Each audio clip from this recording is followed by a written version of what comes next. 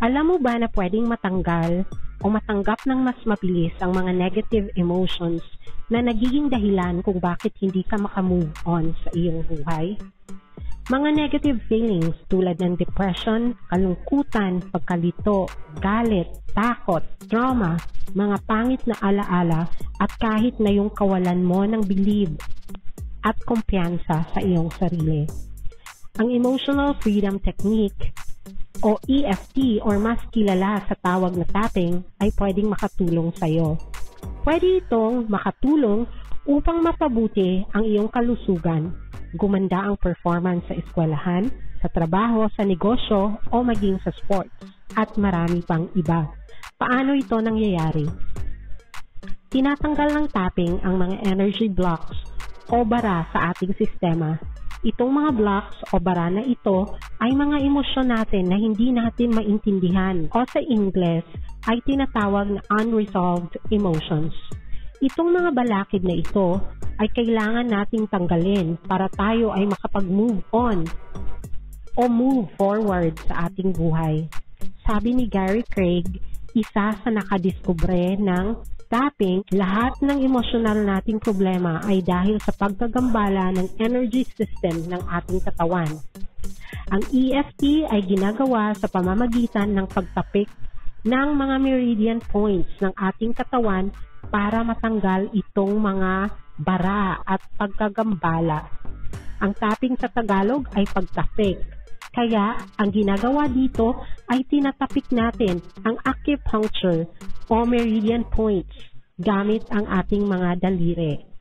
Ang EFT ay nadiskubre noong 1980s ni Dr. Roger Callahan, isang psychotherapist. Meron siyang isang pasyente na may matinding takot sa tubig.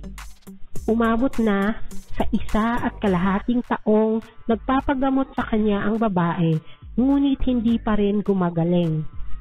Hanggang sa isang araw, nagsabi sa kanya ang babae na may kakaiba itong naramdaman sa kanyang tiyan.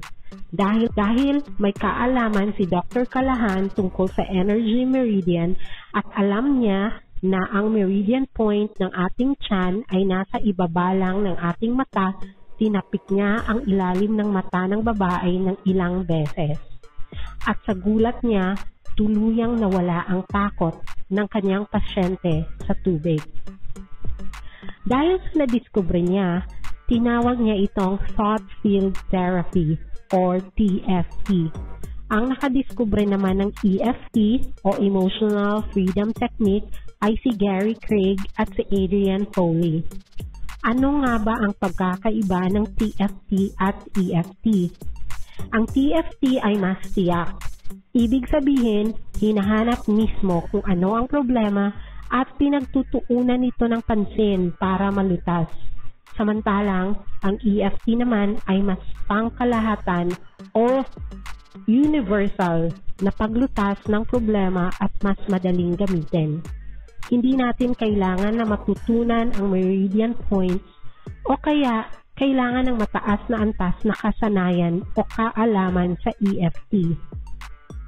Ang TFT ay tulad ng cook sa bahay na ginagawa ang pagluluto. Samantalang, ang EFT ay tulad ng isang kasambahay na in charge sa lahat ng trabaho sa bahay. Ang tapping ay malaking parte na ng aking buhay ngayon. Nadiskubre ko ang tapping nung naghahanap ako ng pwede kong gawin para maibsan ang pabalik-balik na sakit ng aking likod at katawan. Akala ko noon, based sa aking check-up ay mayroon akong scoliosis. Pero ang mga ito pala ay sumasakit tuwing ako ay nasi-stress.